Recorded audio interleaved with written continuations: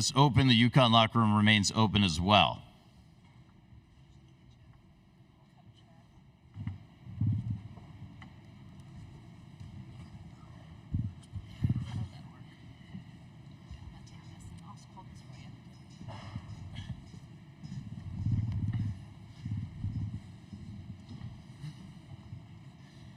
We're joined now by Alabama head coach Nate Oates and Alabama Crimson Tide players Mark Sears and Grant Nelson.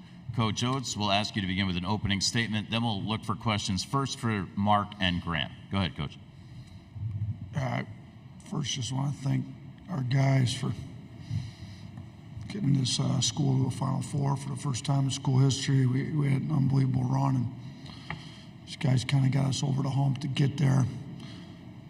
So can't say enough about the leadership of these guys, particularly in the last few weeks. So unfortunate that, it ended tonight, but, we played arguably the best team in the country. I mean, UConn's top 5 in offense and defense. It showed tonight. I thought our guys did a good job staying in there, not giving up big runs, but, after we tied it there in the second half, I think they went on an 8-0 run after that, if I remember right, and it was pretty quick. And they're good. I mean, there's, like Danny says, they're close to being bulletproof. I mean, when you're that great on both sides of the ball, you out-rebound teams. The official box score had us down for 0 fast break points. It's the first time all year that's happened to us. We're used to getting out in transition. This game ended up being a 64 possessions, which is a lot slower than we'd like, but we kind of know they play a lot slower, but they got out in transition on us a little bit, and they hit a 3 in transition. They got that dunk early in the second half. And, we let it get away from us a little bit, but UConn's great. It's going to be a great matchup Monday night. Our guys were really good from this stretch in the NCAA tournament. We just came up a little short tonight, but we came up short against a great team. Thank you, Coach. We're looking for questions for Mark Sears and Grant Nelson at this time. We'll open things up with Zach in the front. Zach Brazil, New York Post. Mark, at halftime, I think you were 8 of 11 from 3, and you were out shooting them, and you were hanging tough on the glass, and you were still losing. Is that disheartening at all, knowing you probably played as well as you can in that first half, and just kind of speaks to just how tough they are? Yeah, they're a really great team, and we had turned the ball over, and they made us pay for it. We turned the ball over, and they really capitalized off of it. Continuing with questions for Grant or Mark. If you have a question for Grant or Mark, please raise your hand. Microphone stored will head in your direction. We have one on the left side. Yeah, or Devin Henderson, WCSN. For Mark and Grant, what kind of specific things on the court that you guys see from UConn's defense that kind of slowed down your high-powered offense? Grant, can you take that one first, please, and then we'll have Mark. Yeah, I mean, they're solid all around, and they have a really good rim protector, so I feel like we didn't really attack the rim with the physicality and the patience we should have. And I mean, they're just a great team, solid all around on the defensive end. So it's tough to get things going, and I just give them a lot of credit. Mark. Yeah, to go what he said, they're a great team overall, and they did a great job of being physical with us on our drives, and they have a great rim protector that's sitting in the paint. Thanks, guys. Let's go to the right side. For both players, Ryan Hennessy, NBC 13 in Birmingham. You guys are the leaders on the team. What was the message after? I know the loss just happened, but you guys got to the Final Four for the first time in program history. And again, we'll ask Grant to take that question first. Yeah, I mean, great group. I feel like we all loved each other. It was tough seeing guys like Aaron Estrada play their last college basketball game. But I mean, we just told each other we made history. It didn't end the way we wanted to, but I mean, we can't hang our heads on this season, and I mean, we just got to kind of use this game as motivation going into next year. Up front on the left side. Front left microphone, please. Grant, you had a chance to play against Zach Edey early in the season, Donovan Clingan tonight. Curious if you could give us your insight on the differences between the two and how you think they match up. Yeah, I mean, I think they match up pretty well. I mean, they both draw a lot of fouls. They're tough to play against as a team, really. So I mean, I think it'll be a good matchup. It's tough guarding both of them, but I mean, if you put them up against each other, it's really just who's more physical and who can foul less. I don't know. Probably equal. Up front on the left side. Question for Mark. I'm Josh Wines with ESPN. You guys were 8 for 11 from 3 in the first half, 3 for 12 in the second half. What was the difference behind the arc in the second half? I say they did a better job of running us off the three-point line. You know, even when we would try to create separation, they were right there to run us off the line. So I say they did a great job of doing that. Continuing with questions, if there are any, for Grant or Mark. If you have a question for the student athletes from Alabama, please raise your hand. With no more questions, we'd like to congratulate Grant and Mark on a great season and thank you guys for joining us here in the main interview room. They're going to head back to the locker room right now, which remains open until 9 p.m.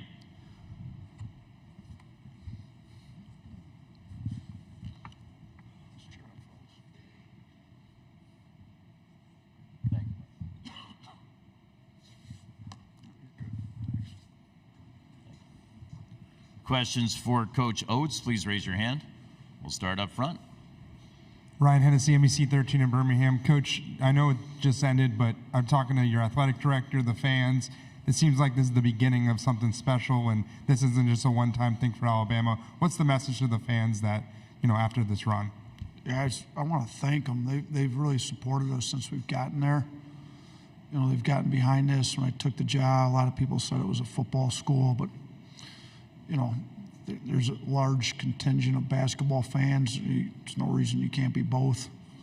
Florida, we'll see if UConn wins it on Monday. If they go ahead and win it on Monday, I think they'll be the first team since Florida to win back-to-backs. Florida's a pretty good football school. They became a pretty good basketball school. I think we proved you can be good at both.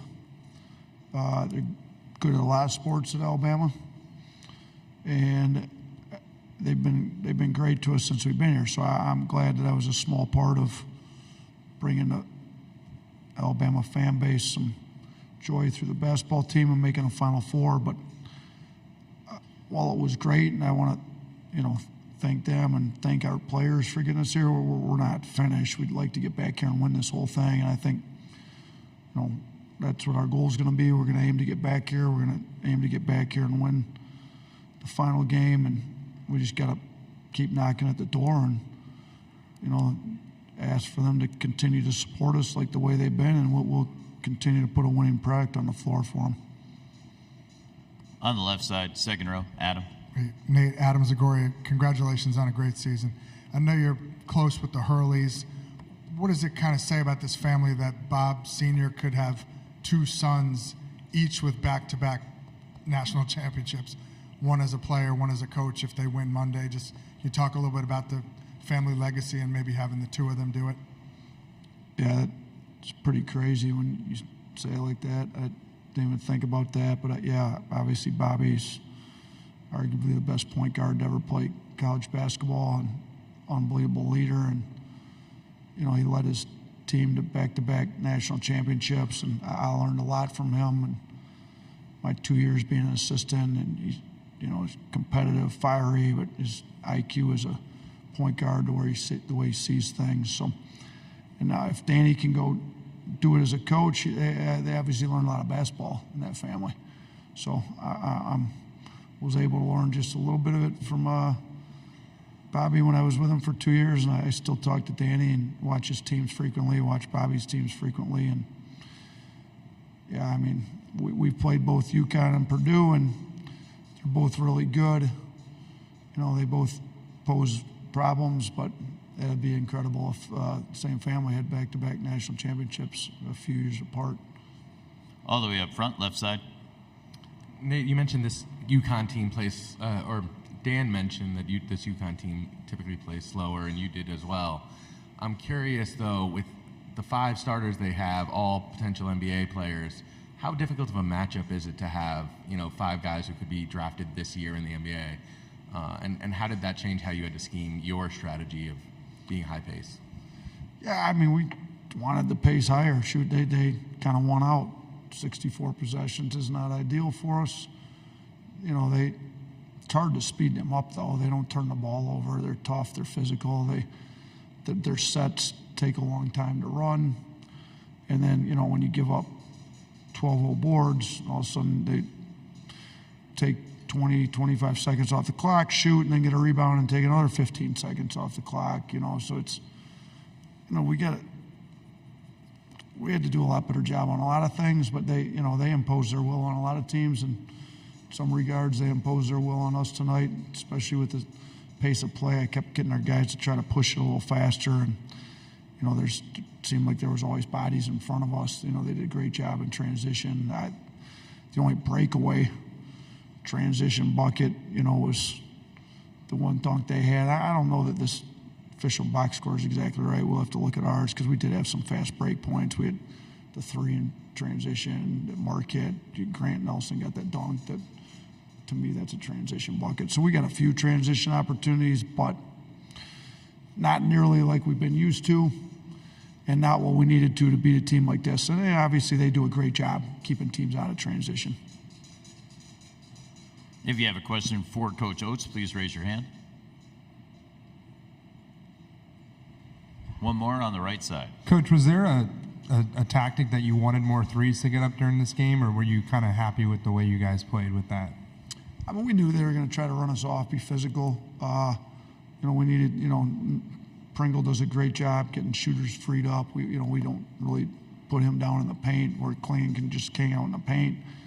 Klingon still ended up with 4 blocks. You know, he found his way to the paint too much, in my opinion. But we were trying to have Nick set more screens. You know, Grant hit the 1-3. You know, it would have been nicer. Maybe we could have got him a few more pick and pop threes to pull Klingon out of the lane. But no, I mean, yeah, 23 is not ideal. We'd rather be pushing more like mid-30s on threes, but they were obviously going to try to take us off the line. And, you know, when they take it off the line, we drove it in. They did a better job forcing us to take more non-rim twos than we probably have all year, too. And we took 17 of our 58 field goal attempts came from 2-point range that weren't at the rim, and we were 5 of 17 on those, which that's not ideal. You know, we only, you know, almost a third of our shots ended up being non-rim twos. That's not how we typically play, but they're a great defensive team, and he's a smart coach. They know the numbers like we do, and that's what they want teams to take, and they forced us to take way too many of them. Is there a final question? We'll finish up front on the left side. Have you talked to Grant at all? Do you have any sense of what his future holds with the 5th year of eligibility remaining, and whether his NBA draft stock that's certainly risen during the tournament is impacting that? Yeah, I'm sure his draft stock's risen in the tournament, you know, particularly how he played against was it Carolina, I believe, is where he had 24, 12, and 5. I think he's one of 4 players in the history of the tournament to do that against a single-digit seed. I think somebody told me it was him, Shaq, Tim Duncan, and Channing Frye, so it's pretty good company. So, you know, that game followed up by this one, you know, 19 and 15. You know, his stock's risen. I guess we're going to have to sit down and evaluate how much it's risen. Will he get drafted? Where would he get drafted? Does he want it? You know, because I'd love to have him back. I know that, but I've always said you do what's right by the player, by the person, and if he's got a great situation and makes most sense for him not to come back, I'm all for it. You know, Noah Clowney, nobody thought he'd be back or be gone after 1 year, and ends up going 21st in the draft last year. So if Grant's stock rose enough to where it makes sense he leaves, I'll be the happiest guy in the world for him. If he feels like he needs another year of college, I'll open him or welcome him back with open arms. I'd love to coach him for another year, but we'll have to figure that all out in the next month or 2 or however long it takes to figure that out. We want to thank Coach Oates and congratulations on a great season. Thank you. Appreciate you guys. Thanks for your coverage, you guys from Alabama.